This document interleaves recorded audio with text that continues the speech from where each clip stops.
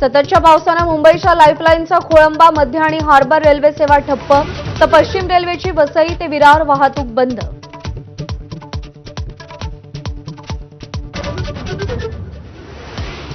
मुंबईत पवईच्या फुलेनगर भागात पुराच्या पाण्यात वाहून जाणारा तरुण थोडक्यात बचावला. बचावाचा थरार कॅमेऱ्यात कैद.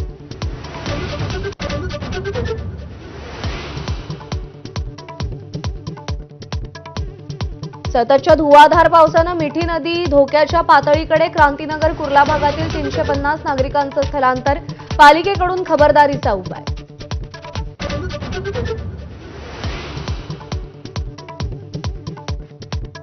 पावसानं झोडपल्यानं राज्यातील शेतकऱ्यांवर अस्मानी संकट. हिंगोलीसह अनेक जिल्ह्यात पिकांचा चिखल, अनेक जनावरांना जलसमाधी.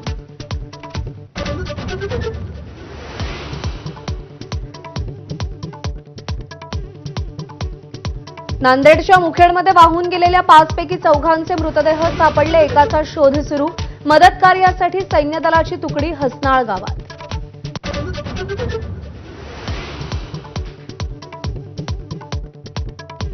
सलगच्या पावसानं राज्यभरात दाणादाण. पूरजन्य परिस्थितीचा आढावा घेण्यासाठी राज्य मंत्रिमंडळाची बैठक.